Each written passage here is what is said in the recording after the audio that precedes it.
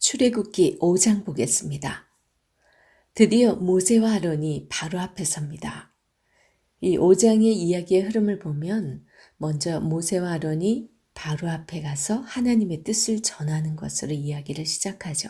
하지만 바로가 이스라엘 백성들에게 오히려 부역을 더 강하게 하는 그런 계기가 되어버립니다. 그래서 이스라엘 백성들은 그전보다 더 억압을 당하는 신세가 돼버렸죠. 그래서 이스라엘 자손들의 그 기록원들이 바로한테 가서 항의를 합니다. 그런데 그게 먹히겠어요? 바로한테 항의를 하고 나오다가 또 아론과 모세를 만나죠. 그러면서 그들에게 원망을 합니다. 그래서 그 소리를 듣고 모세가 어찌하여 이 백성이 학대를 당하게 하고 구원하지 않느냐면서 하나님께 따지듯이 물으면서 5장이 마무리되고 그리고 6장에서 하나님의 약속이 언급이 되고 있습니다. 1절부터 찬찬히 보겠습니다. 그 후에 모세와 아론이 바로에게 가서 이르되 이스라엘의 하나님 여호와께서 이렇게 말씀하시기를 내 백성을 보내라. 그러면 그들이 광야에서 내 앞에 절기를 지킬 것이니라 하셨나이다. 하나님께서 내 백성을 보내라. 이스라엘 백성을 내 백성이라고 말씀을 하고 있습니다. 그런데 바로의 입장에서는 말도 안 되는 말이죠. 뭐야 지금까지 430년 동안 우리 애굽에서 지금 종살이 하던 이들을 다 데려가겠다고? 이들은 내 종인데 내 백성이라고? 그런 생각을 하지 않았겠어요? 말도 안 되는 입장이죠. 바로가 봤을 때는. 바로가 누군데 그죠? 그런데 2절 바로가 이르되 여호와가 누구이기에 내가 그의 목소리를 듣고 이스라엘을 보내겠느냐? 나는 여호와를 알지 못하니 이스라엘을 보내지 아니하리라. 너무나 당연한 대답을 합니다. 바로는 하나님이 누군데? 그러는 거죠. 이 질문으로 이제 여호와는 세상 가운데 당신을 드러내기 시작을 합니다. 바로는 이스라엘 백성들을 보내지 못하는 이유를 자신이 알지 못하기 때문이라고 이렇게 얘기를 하고 있습니다. 당시 애굽의 왕 바로는 자신이 신 같은 존재였어요. 그런데 누가 감히 내게 내 종들을 보내라 마라 하는 거야? 이런 생각을 충분히 할 수 있습니다. 이 가짜 신인 바로가 참신인 하나님을 부인하는 그런 장면입니다. 3절 그들이 이르되 히브리인의 하나님이 우리에게 나타나셨은즉 우리가 광야로 사흘 길쯤 가서 우리 하나님 아버지께 제사를 드리려 하오니 가도록 허락하소서. 여호와께서 전염병이나 칼로 우리를 치실까 두려워하나이다. 이스라엘 백성들을 데리고 나가야 되는 이유는 하나님을 예배하기 위함이라는 사실을 바로에게 전합니다. 하지만 그런 말을 바로가 들을 리가 없죠. 말도 안 되는 소리 하지 마. 그러면서 히브리인의 하나님 이런 표현을 쓰고 있습니다. 이 말에는 좀 하나님을 굉장히 얕보는 듯한 그런 표현이 있습니다. 왜냐하면 히브리라는 이 민족은 사회적으로도 아주 낮은 신분의 사람들을 일컫는 그런 말로 사용됐어요. 약자들을 일컫는 말이기도 하죠. 그러니까 자기가 신인데 그리고 애굽에 수많은 신들이 있잖아요. 그런데 이 히브리인들이 섬기는 그 하나님이 그렇게 말했다고 해서 내가 내 종들을 보내? 이런 그런 의미인 거죠. 그래서 바로가 이렇게 말합니다.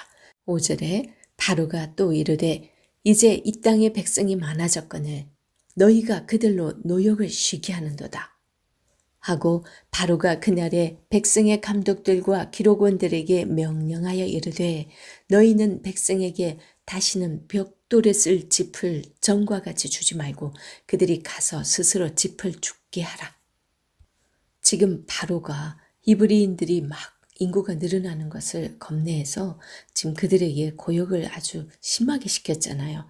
그래서 국고성을 지금 짓고 있었어요. 벽돌을 만들어 가지고 국고성을 지을 거 아니에요. 근데 그 벽돌을 하루에 몇 장 만들어라 이런 양이 있는데 그 벽돌을 만들 때 짚을 가지고 만들어야 이게 제대로 만들 수가 있는데 그 짚이 없으면 뭔가 또 다른 것이 들어가야 했어요.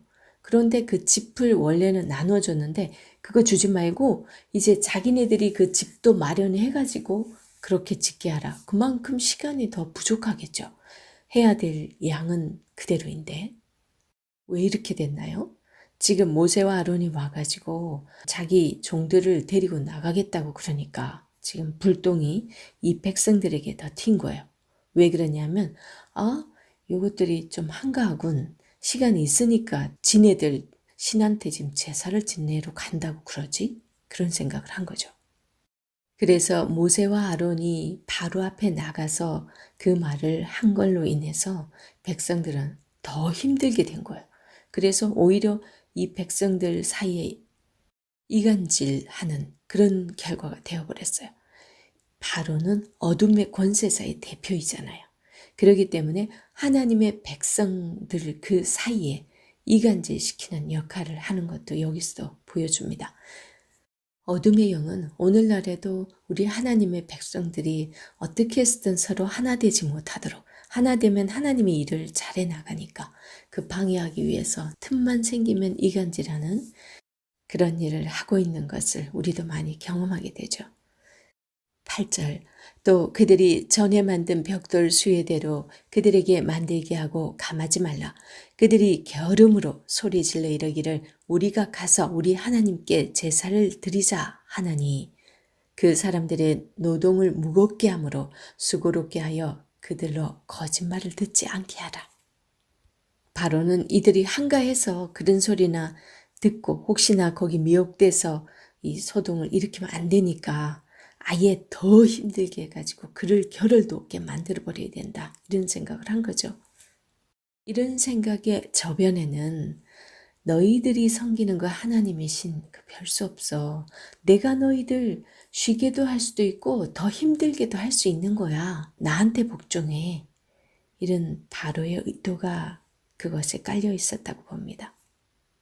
10절 백성의 감독관들과 기록원들이 나가서 백성에게 말하여 이르되 바로가 이렇게 말하기를 내가 너희에게 짚을 주지 아니하리니 너희는 짚을 찾을 곳으로 가서 주우라.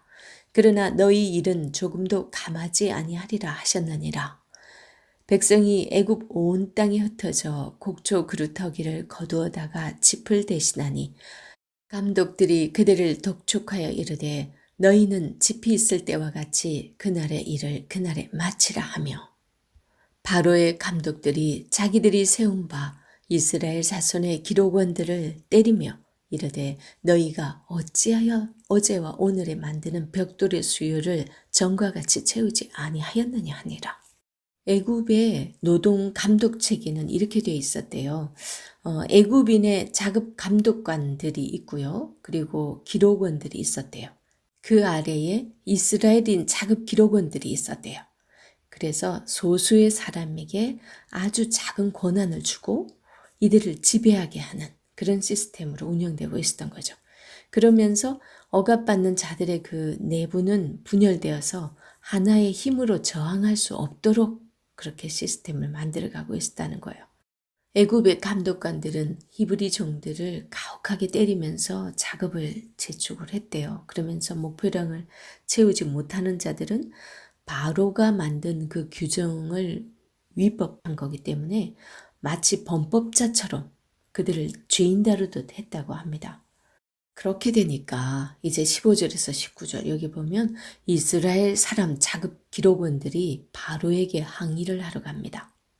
어찌하여 당신은 당신의 종들에게 이같이 하시나이까? 지금 이 사람들이 하는 말을 보면 또 가관이에요. 어찌하여 당신은 당신의 종들에게 지금 스스로가 바로의 종이라고 지금 고백을 하고 있습니다. 그렇게 말하는 그 모습에서 하나님께서는 참 마음이 안 좋았을 것 같지 않아요? 430년 동안 하나님께서 특별한 말씀을 누군가에게 전해주지 않았고 하나님께 예배하지 못하면서 세상의 종으로 살아왔던 이 사람들은 스스로가 이제 세상의 종이라고 고백하고 있는 그런 모습입니다. 이렇게 세상 가운데서 사정하면은 그들이 바로 잡아줄까요? 그 억울함을 해소해 줄까요? 오히려 이스라엘 백성들이 게을러서 너희가 여호와께 제사를 드리고자 한다고 하면서 고역을 더 어렵게 한 바로입니다. 바로가 누군데 그들의 말을 지금 들어주겠어요. 그래서 20절에 보면 그들이 바로를 떠나 나올 때에 모세와 아론이 길에 서 있는 것을 보고 이제 그들에게 따지죠. 그들에게 이르되 너희가 우리를 바로의 눈과 그의 신하의 눈에 미운 것이 되게 하고 그들의 손에 칼을 주어 우리를 죽이게 하는도다. 여호와는 너희를 살피시고 판단하시기를 원하노라. 오히려 하나님이 너희들이 잘한 건지 오히려 판단해서 하나님이 너희들을 심판하기 원한다. 지금 거꾸로 이렇게 얘기하고 있는 거예요. 그러니까 이제 모세와 아론이 하나님 앞에 갑니다. 그래서 모세가 이렇게 아뢰죠. 모세가 여호와께 돌아와서 아뢰되 주여 어찌하여 이 백성이 학대를 당하게 하셨나이까? 어찌하여 나를 보내셨나이까? 내가 바로에게 들어가서 주의 이름으로 말한 후로부터 그가 이 백성을 더 학대하며 주께서도 주의 백성을 구원하지 아니하시나이다. 모세의 기도에도 원망이 섞여 있습니다. 그죠? 하나님이 하라는 대로 했는데 이게 뭡니까? 도대체 어쩌자는 겁니까? 이렇게 따지는 거죠. 그래서 하나님이 새로운 약속을 주시는 부분이 6장에서부터 시작이 됩니다. 그래서 이 5장은요, 10가지 재앙을 당하게 되는 그 이유가 되기도 합니다. 바로의 그 완고한 마음이 이 5장에서 잘 드러나고 있죠. 이제 하나님께서 이렇게 간구하는 모세에게 어떤 약속을 하시는지 6장에서 보겠습니다. 6장 보겠습니다. 6장에서 하나님의 답변과 약속이 언급되고 있습니다. 6장에서 7장 7절까지가 앞으로 있을 10가지 재앙 이야기의 서론에 해당이 되는데요. 6장 1절에서 여호와께서 모세에게 이르시되 이제 내가 바로에게 하는 일을 네가 보리라. 강한 손으로 말미암아 바로가 그들을 보내리라. 강한 손으로 말미암아 바로가 그들을 그의 땅에서 쫓아내리라. 이제 하나님께서는 10가지 재앙을 다 보일 것을 염두에 두고 모세에게 이렇게 말씀을 하시는 거죠. 그래서 6장 2절에서 12절까지는 모세가 다시 소명을 받는 장면이 소개됩니다. 하나님이 모세에게 말씀하여 이르시되 나는 여호와이니라. 내가 아브람과 이삭과 야곱에게 전능의 하나님으로 나타났으나 나의 이름을 여호와로는 그들에게 알리지 아니하였고 이 말씀은 지금 이스라엘 백성들이 그 약속의 언약 가운데 이제 구원할 때가 돼서 구원 역사의 시작으로서 지금 아브라함과 이삭과 야곱 누구나 알고 있는 그 믿음의 조상들이 해왔지만 그들에게는 굳이 내 이름까지 얘기한 적도 없다. 그런데 3장에서 모세에게는 이름까지 말씀하셨잖아요. 이 구원의 역사를 이뤄 가시는 분이 그 약속을 성취하시는 분이 누군가 그리고 전 세계 우주 만물이 누구의 말씀대로 지금 행해지고 있는가 누가 참신인가 이런 모든 거를 지금 이제 행할 때가 되어서 하나님의 역사를 이 모세를 통해서 너를 통해 갖고 내가 할 거다 라는 게 여기 다 함축되어 있습니다. 이 말씀 속에 이름이라는 것은 누구라는 게 지금 밝혀져야 되잖아요. 그럼 하나님께서 하는 이 역사를 보고서 전 세계가 다 알게 되는 역사에 지금 시작을 앞두고 있는 것을 이렇게 시작을 하고 있습니다. 그래서 2절에서 12절까지가 모세가 재소명을 받는 장면이라면 이제 13절에서 27절에서는 모세와 아론의 족보가 소개됩니다. 이것도 나름 의미가 있어요. 나중에 설명드리고. 그리고 이제 6장 28절에서 7장 7절까지가 하나님께서 모세에게 이스라엘 백성의 지도자로서 너를 바로에게 보낼 건데 바로가 말 안 들을 거야.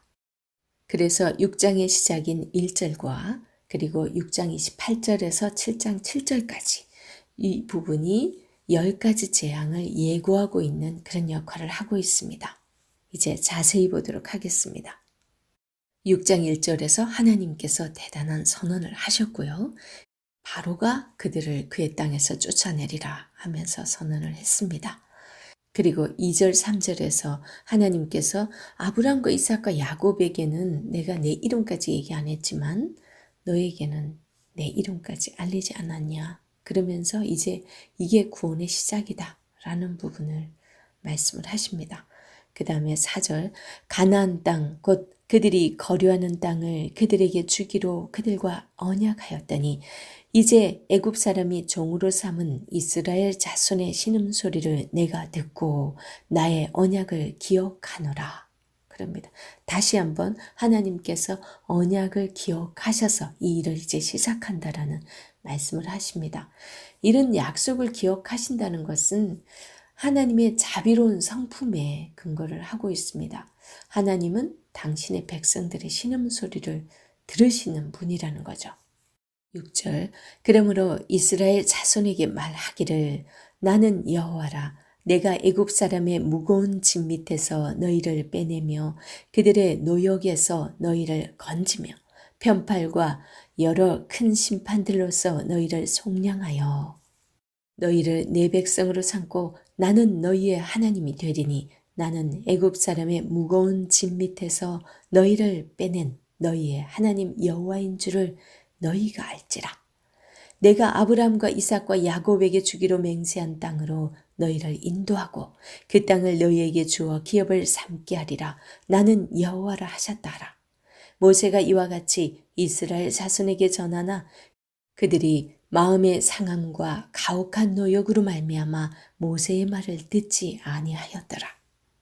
여기서 소망이 없는 이 애굽에서 종살이하고 있는 하나님의 그 백성들을 그 무거운 짐 밑에서 빼낼 수 있는 분은 오직 여호와 하나님이라는 사실을 확인하게 되고요. 이제 그들을 빼내어서 조상들에게 약속하신 그 땅으로 내가 인도할 거다라는 사실을 지금 약속을 합니다. 하나님의 이 해방의 약속은 계속 반복되고 있습니다. 그만큼 강조하고 있는 거죠. 그런 이들을 구원해내는 그 목적이 무엇일까요? 하나님과 이스라엘의 관계 회복입니다. 이걸 어떻게 할 수 있냐면 7절에 보면 너희를 내 백성으로 삼고 나는 너희의 하나님이 되리니 이게 서로 관계 회복이에요. 백성들은 하나님을 아버지로서 하나님을 제대로 인식하고 아는 것이고 그리고 하나님께서는 그 백성을 내 백성으로 삼는다는 그 자체는 책임지신다라는 거죠. 그리고 이제 10절에서 13절 여기에서 하나님께서 모세에게 다시 사명을 주십니다. 10절 여호와께서 모세에게 말씀하여 이르시되 들어가서 애굽 왕 바로에게 말하여 이스라엘 자손을 그 땅에서 내보내게 하라. 모세가 여호와 앞에 아뢰어 이르되 이스라엘 자손도 내 말을 듣지 아니하였거든 바로가 어찌 들으리이까 나는 입이 둔한 자니이다. 또 모세가 시작됐어요. 13절 여호와께서 모세와 아론에게 말씀하사 그들로 이스라엘 자손과 애굽 왕 바로에게 명령을 전하고 이스라엘 자손을 애굽 땅에서 인도하여 내게 하시니라. 11절에 보면 아예 이제는 이스라엘 자손을 그 땅에서 내보내게 하라. 바로에게 그렇게 말하라고 더 강하게 지금 말씀을 하고 있습니다. 그랬더니 이 모세가 뭐라 그러세요? 12절에 이스라엘 자손도 제 말을 안 듣거든요. 그런데 어떻게 제가 바로한테 가서 말한다고 바로가 그 말 듣겠어요? 하나님 상식적으로 생각해 보세요. 그러면서 저는 그 정도 언변이 없어요. 그러면서도 입이 둔한 자니이다. 또 이렇게 말을 하고 있는 거예요. 그러니까 이제 여호와께서 모세와 아론에게 함께 말씀을 합니다. 그들로 이스라엘 자손과 애굽 왕 바로에게 명령을 전하고 이스라엘 자손을 애굽 땅에서 인도하여 내게 하시니라. 그리고 14절부터 25절에서는 모세와 아론의 족보가 소개되고 있습니다. 앞뒤로 족보 바로 앞과 족보 바로 뒤에는 하나님의 명령이 소개되고 있고요. 그렇다는 것은 이 족보의 기능이 뭔가 있겠죠. 첫 번째 이 일반적으로 족보는요, 많은 사건 가운데 통일성을 보여주면서 우리 인생의 오고 감을 통찰할 수 있게 해줍니다. 그리고 하나님의 역사하심으로 인생이 어떻게 오고 가고 하는지 그 의미를 통찰하게 하죠. 그래서 하나님의 은혜는 창조 이래로 변함없이 이어져 왔고 지금 이 출애굽의 역사에도 변함없이 경험되고 있다는 것을 나타내 주기도 합니다. 4절 그들의 조상을 따라 집에 오르는 이러하니라. 이스라엘의 장자 르우벤의 아들은 한옥과 발루와 헤스론과 갈미니 이들은 르우벤의 족장이요 시므온의 아들들은 여무엘과 야민과 오악과 야긴과 소알과 가나안 여인의 아들 사울이니 이들은 시므온의 가족이요. 이렇게 쭉 족보가 계속 언급이 되는데 이 족보를 언급하는 그 목적이 뭘까요? 첫 번째는 모세와 아론을 한 아버지에게서 난 형제로 소개를 하면서 그들의 아버지는 아므람이고 어머니는 요게벳이라고 말씀을 알려줍니다. 그러면서 모세와 아론이 한 형제인데 한 가계의 혈통이라는 걸 또다시 얘기해 줍니다. 지금 여기 루벤, 시몬 이런 사람들 다 야곱의 아들들이잖아요. 레위도 야곱의 아들이죠. 그런데 그 레위 자손으로서 아므람, 모세의 아버지가 아므람이죠. 그리고 모세와 아론을 레위 가문 지파에 속한 것으로서 아론과 그의 자손들은 제사장 가문이죠. 그래서 레위 사람들과 또 엄격히 구별되기도 합니다. 하지만 모두가 한 조상으로부터 유래된 한 가족이라는 사실을 보여주려는 의도가 있다고 학자들이 대부분 그렇게 해석을 합니다. 이 말은 또 어떤 의미가 내포되어 있냐면 그 누구도 사회적 차별을 받아서는 안 된다는 그런 간접적인 강조이기도 합니다. 지금 히브리인들이 어떻게 되고 있어요? 이 애굽인들과 사이에서 엄청난 차별을 받고 있죠. 지금 430년 동안 종으로서 살고 있잖아요. 그래서 25절 보면 아론의 아들 엘르아살은 부디엘의 딸 중에서 아내를 맞이하였고 그는 비느하스를 낳았으니 이들은 레위 사람의 조상을 따라 가족의 어른들이라. 이스라엘 자손을 그들의 군대대로 애굽 땅에서 인도하라 하신 여호와의 명령을 받은 자는 이 아론과 모세요. 애굽 왕 바로에게 이스라엘 자손을 애굽에서 내보내라 말한 사람도 이 모세와 아론이었더라. 그러니까 지금 모세와 아론을 앞세워 가지고 하나님께서 그 종에서 해방시키려고 하는 그들 다 모두 한 형제다. 너희 다 형제야. 그 사실을 확실하게 인식시켜주고 있습니다. 이런 족보를 언급한 후에 이제 여호와께서 모세와 아론에게 명령하신 부분이 소개됩니다.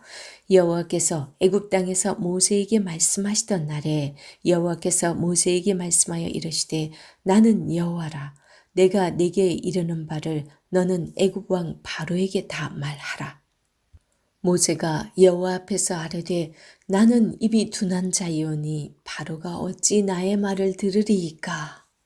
모세가 지금 반복해서 자기는 입이 둔한 자라고 말을 하고 있습니다. 이것은 모세가 바로 앞에 나아가는 것이 얼마나 부담이 되었는지를 짐작하게 합니다. 그런 그들에게 하나님께서 7장 1절에서 5절의 말씀을 하시고 그리고 7장 6절에서 모세와 아론이 하나님의 말씀에 순종했다. 라고 말씀을 하면서 7절에서 모세와 아론의 나이를 언급하면서 마무리를 하고 있습니다.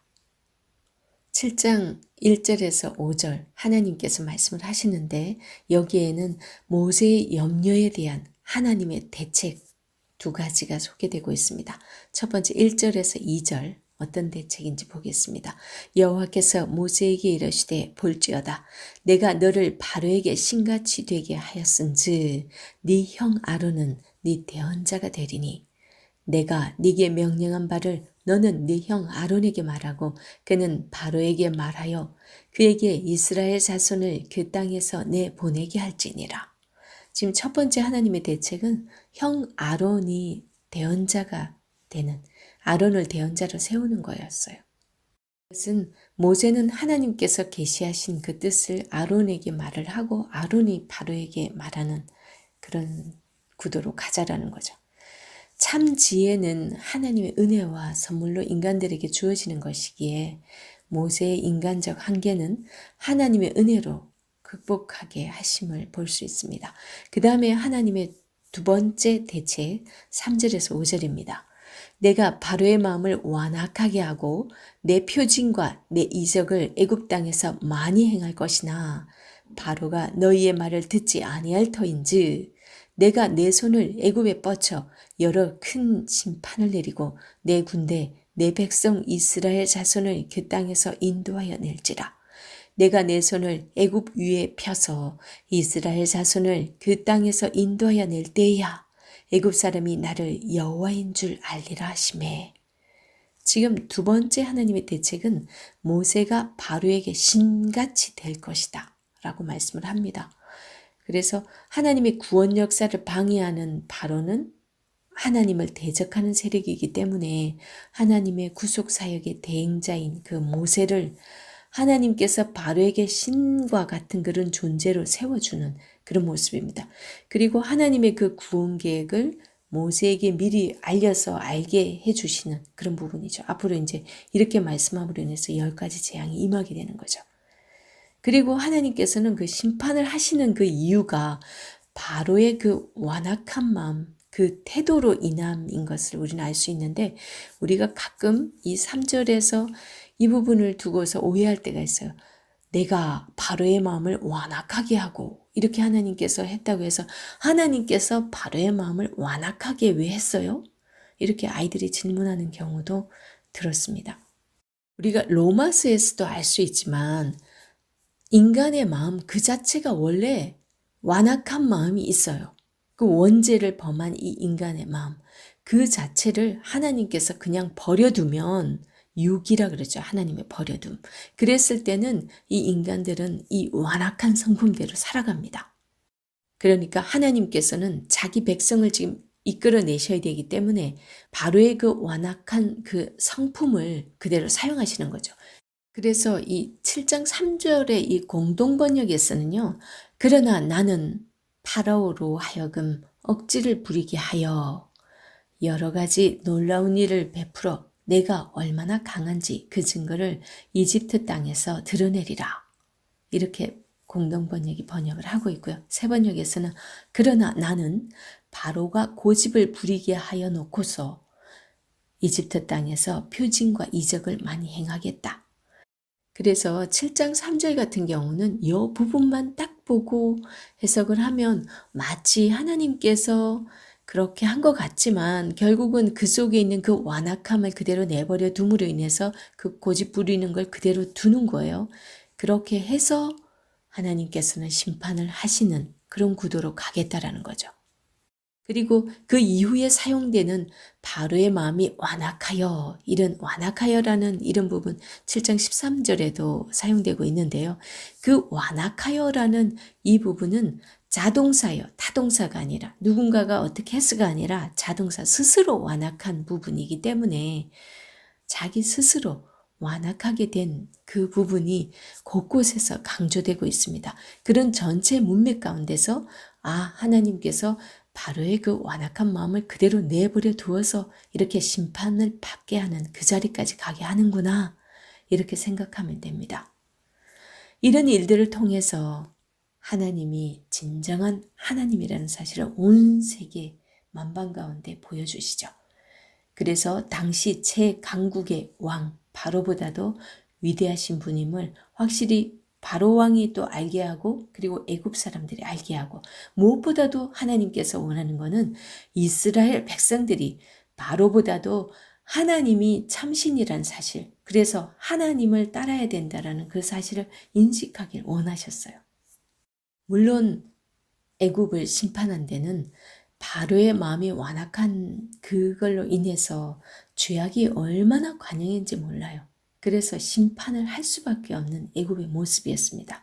그래서 하나님은 그 부패한 애굽을 심판하시고 당시 종이었던 이스라엘 백성을 광야로 이끌어내서 거룩한 백성, 제사장 나라로서의 그 사명을 주십니다.